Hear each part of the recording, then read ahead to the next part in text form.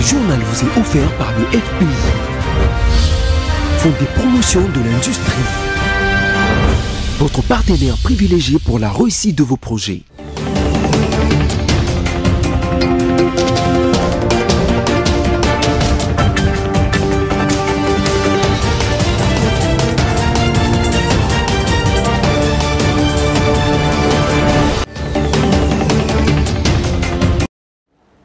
Cordial bienvenue à vous tous, mesdames, mesdemoiselles et messieurs, vous qui avez répondu présent au rendez-vous avec la rédaction de BCTV.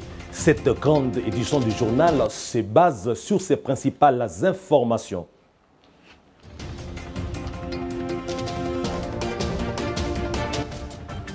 C'est le mercredi 1er mars que le président de l'Assemblée nationale, Christophe Mbosso, a échangé avec quelques députés, membres de la commission défense et sécurité, sous l'égide du député national Bertin Mobonzi.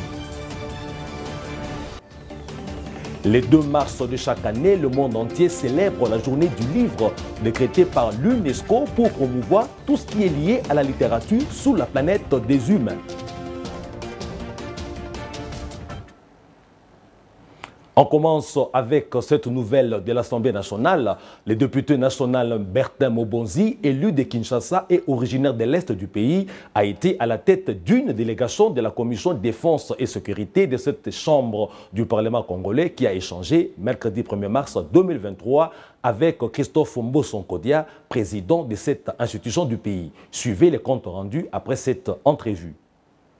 J'ai été invité à participer à cette rencontre par le président de l'Assemblée nationale, le président Mbosso, en ma qualité de président de la commission défense et sécurité. Donc il ne faut pas oublier que la zone du Kivu tout entière, c'est une zone actuellement qui est menacée par la guerre nous imposée par le Rwanda.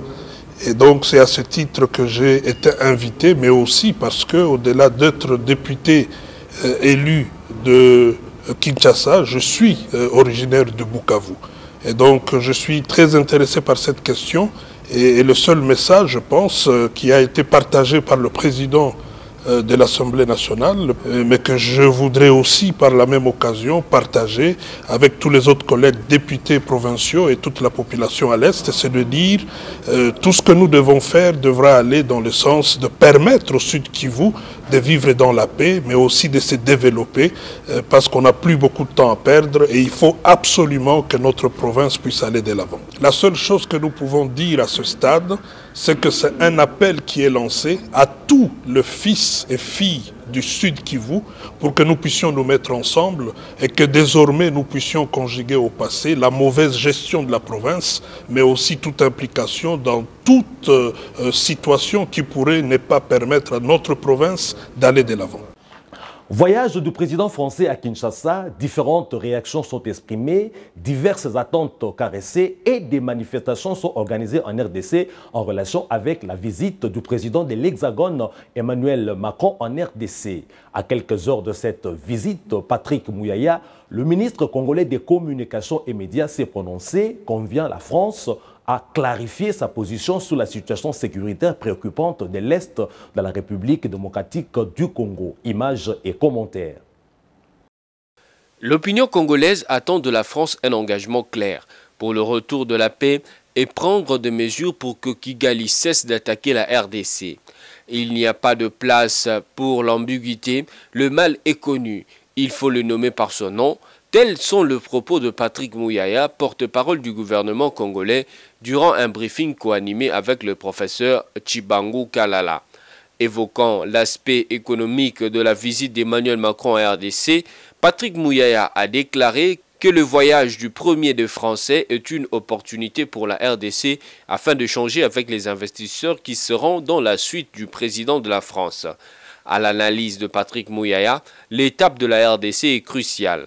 Nous voulons, avant d'aborder les sujets de développement avec les hommes d'affaires qui vont accompagner le président Emmanuel Macron, connaître la position claire de la France. Ils sont les premiers locuteurs de la France. Nous ne voulons pas un discours ambigu. Les autres questions pourront être abordées dans la plus grande sérénité. Par ailleurs, notez que dans quelques villes de la RDC, dont Kinshasa et Goma, des manifestations ont été organisées depuis mercredi 1er mars contre la visite d'Emmanuel Macron annoncée pour le vendredi 3 mars. Une visite dont la durée est de 24 heures et à l'occasion de laquelle il aura un tête-à-tête avec son homologue congolais, le président Félix-Antoine Tshisekedi Tshilombo. Visite d'Emmanuel Macron à Kinshasa, parlons-en encore. Quelques Quinois questionnés sur cette arrivée prévue ce samedi 4 mars s'y opposent et accusent le locataire de l'Élysée de connivence avec le régime agresseur de Kigali qui endeuille et pille la RDC dans sa partie orientale. On écoute ces Quinois au micro de Roger Matadi. Tu préfères tout Koufata Nzala, dollar comme à 200 000, mais Macron a été.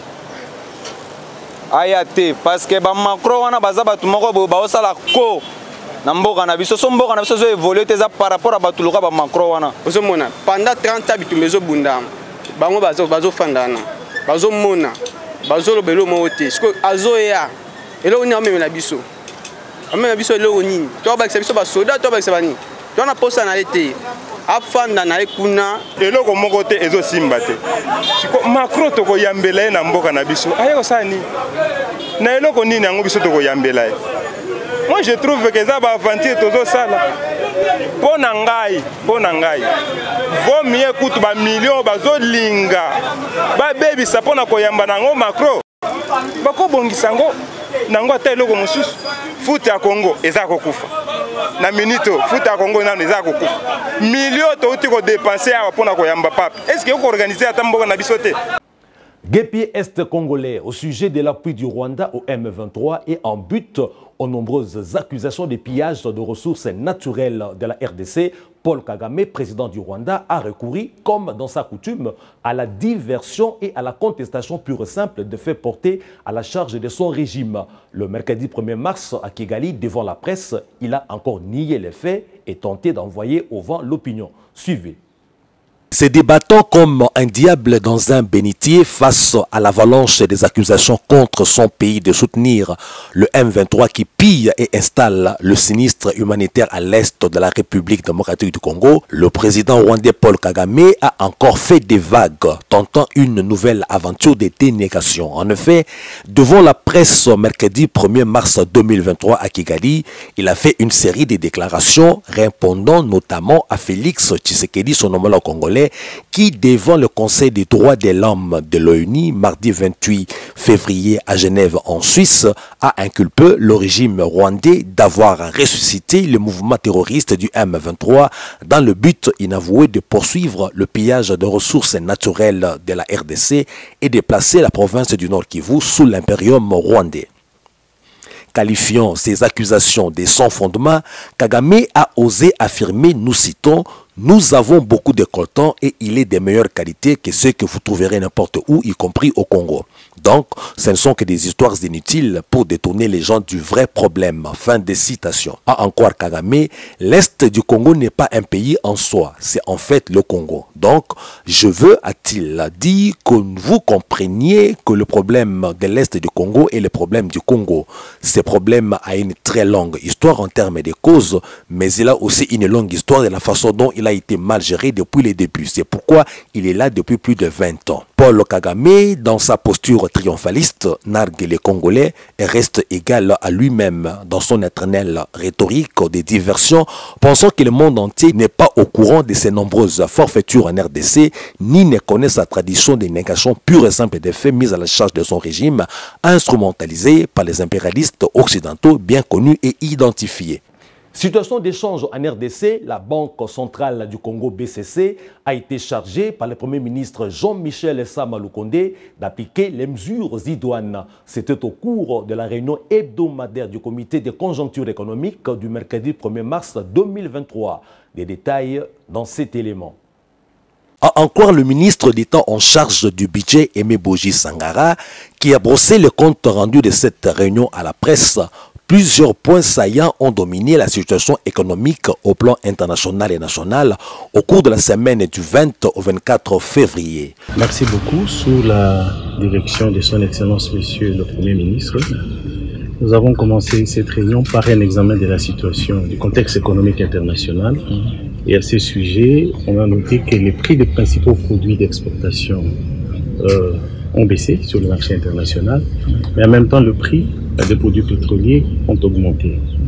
En ce qui concerne les principaux indicateurs économiques, l'inflation s'est située à 2,9% au cumul annuel et en glissement annuel, il s'est situé à 15,6%. Et on note aussi les projections d'un taux d'inflation de 9,7% à fin exercice pour 2023 contre une projection de l'ordre de 8,3% retenue dans le cadre du programme économique du gouvernement soutenu par la facilité élargie de crédit du Fonds monétaire international. En ce qui concerne le taux d'échange, on note une légère dépréciation du franc congolais avec au marché officiel un taux de 2035 comparativement à la semaine précédente où le franc congolais s'est changé à 2032. Alors enfin, pour ce qui est des réserves d'échange, on note une légère dépréciation de l'ordre de 0,25% et ces réserves se situent à 4 330,72 millions de dollars, soit 10 semaines d'importation des biens et des services. Sur le plan international, le comité de conjoncture économique a indiqué la publication de la note d'orientation du programme des Nations Unies pour le développement, note qui révèle les écarts existants entre les pays développés et ceux sous-développés en dépit des diverses initiatives réalisées pour transformer le système financier international. Ituri Bintou Keïta, représentante spéciale du secrétaire général des Nations Unies en RDC, en séjour dans la province de l'Ituri. Sur place, elle s'est entretenue avec le gouverneur militaire. Pendant l'entretien, Bintou Keïta a salué les efforts de paix déployés par le gouverneur provincial. Images et commentaires. La représentante spéciale du secrétaire général de l'ONU en RDC encourage les initiatives de paix amorcées par l'administration militaire de l'Ituri en faveur de la population pour la stabilisation de cette province. Déclaration faite ce mercredi, c'était à l'issue d'un échange avec le commandant des opérations militaires de l'Ituri entouré des membres du comité provincial de sécurité. Pour ce faire, Bintou Keïta réaffirme la ferme volonté des Nations Unies à œuvrer aux côtés du gouvernement congolais. Il y a une franche collaboration que nous pouvons constater puisque régulièrement à partir de Kinshasa, je peux voir les positions qui sont prises par le gouverneur et certains membres de communautés et de leaders communautaires pour lutter contre la désinformation, les manipulations. Je tiens particulièrement à remercier le gouverneur. Occasion pour le lieutenant général Luboyanka Shomadjouni de réitérer son engagement de mener les opérations de neutralisation dans une approche globale dont la paix est prioritaire. Nous avons deux approches. Nous avons l'approche militaire et donc nous intervenons, nous menons des opérations et nous le faisons aussi avec l'appui de la MONUSCO. Nous organisons de grosses patrouilles avec la MONUSCO. Ça, c'est l'approche militaire. Quant à l'approche non militaire, nous parlons avec ces groupes armés. Vous savez, ils ont signé des actes d'engagement. Tout c'est avec la bonne foi. Malheureusement, nous avons constaté qu'ils ont perdu la bonne foi. Et ceux qui ne voudront pas, n'est-ce pas, venir avec nous, nous allons encore retourner à l'approche militaire. Durant son séjour de 24 heures dans la ville de Bunia, chef-lieu de l'Ituri, Bintou Keïta va rencontrer les différentes communautés de l'Ituri, la société civile, suivie d'une visite de réconfort aussi des déplacés de Kigonze, question de compatir avec les filles et fils de l'Ituri. Au Nord Kivu, dans un communiqué lu par le lieutenant-colonel Njike Kaiko, porte-parole du gouvernement provincial du Nord Kivu, le gouvernement militaire a autorisé la réouverture des 4 axes routiers, parmi lesquels l'axe Goma-Sake-Mushaki-Walikale. Suivez. Son Excellence, Monsieur le gouverneur de la province du Nord Kivu, le lieutenant-général Ndima Kongba Constant, porte à la connaissance du public en général, aux opérateurs économiques en particulier, que, consécutivement à leurs sollicitations respectives et sur décision du comité provincial de sécurité, La circulation des biens et des marchandises est désormais autorisée sur les axes routiers déterminés ci-dessous. Il s'agit de l'axe routier Goma, Ruchuru, Kanyabayonga, l'axe routier Goma, Sake, Kichanga, Kanyabayonga, l'axe routier Goma, Sake, Kichanga, Pinga, et l'axe routier Goma, Sake, Mushaki, Masisi, Walikale. Il est à noter que cette mesure est prise dans l'ultime intérêt de la population meurtrie par les effets de la guerre. Toutefois, la mesure de suspension des formalités douanières au poste frontalier de Bunagana demeure démise. L'autorité provinciale instruit les agents des services de l'ordre et de sécurité de veiller à l'observance sans faille du contenu du présent communiqué. Fait à Goma, le 1er mars 2023. Journée mondiale du livre, la planète des humains célèbre la journée mondiale du livre le 2 mars de chaque année, une journée décrétée par l'UNESCO afin de promouvoir la lecture, la publication, bref, la littérature à travers le monde entier. À cette occasion, votre rédaction s'est rendue à la bibliothèque du centre Wallonie-Bruxelles où elle a tendu son micro au directeur général Richard Ali. Roger Matadi.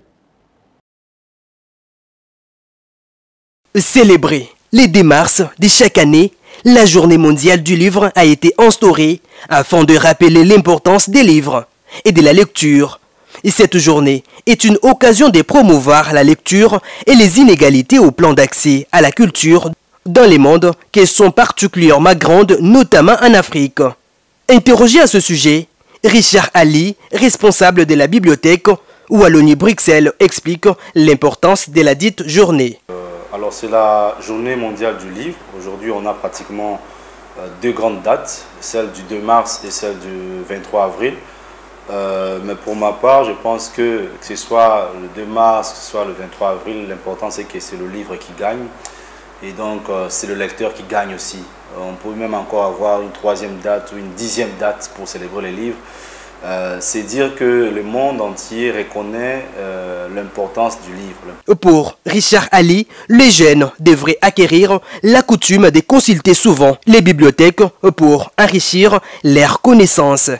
La lecture a ceci de si particulier, c'est que la lecture permet d'agrandir votre connaissance et quand vous avez le savoir, rien ne peut vous résister dans la vie.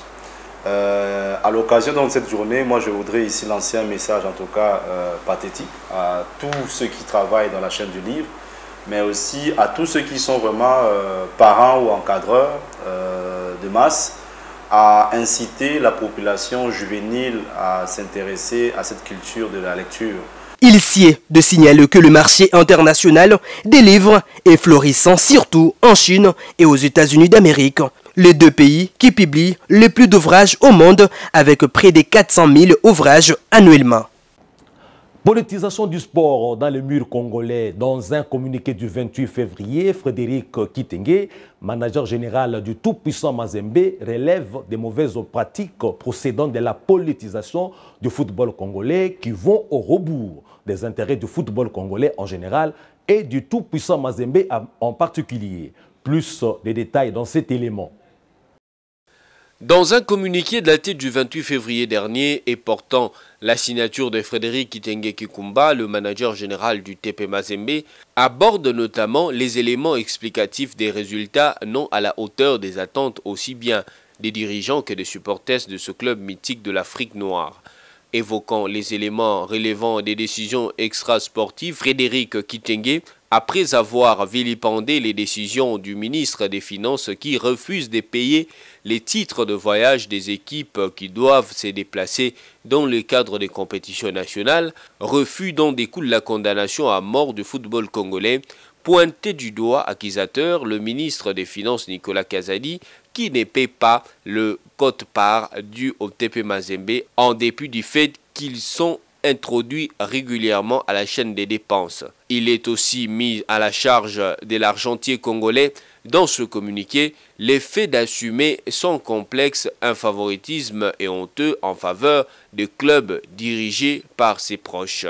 Le communiqué décrit la politisation du sport en RDC dont le TP Mazembe est victime, citant les cas récents où l'ANR a volontairement créé des obstacles pour empêcher l'avion affrété par l'équipe de se rendre à Dar es Salaam en Tanzanie affronter les Young Africa, non sans relever les refus des responsables de l'ANR de libérer le nouveau passeport sollicité par Moïse Katumbi, le président du TP Mazembe, pour voyager avec son équipe en cas de match en dehors du pays.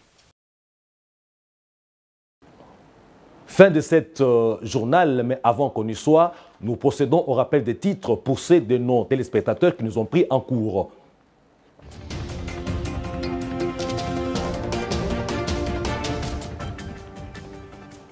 C'est le mercredi 1er mars que le président de l'Assemblée nationale, Christophe Mbosso, a échangé avec quelques députés membres de la commission défense et sécurité sous l'égide du député national Bertin Mobonzi.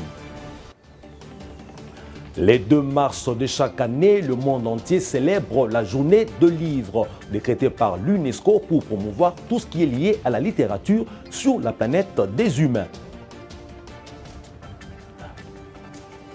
Mesdames et messieurs, merci de nous avoir suivis et pour votre fidélité au programme de BCTV. Portez-vous bien chez vous. Au revoir.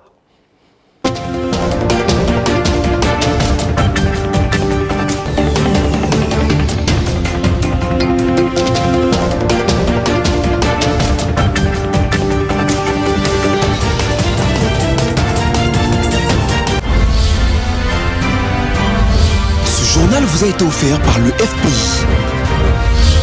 Fonds des promotions de l'industrie.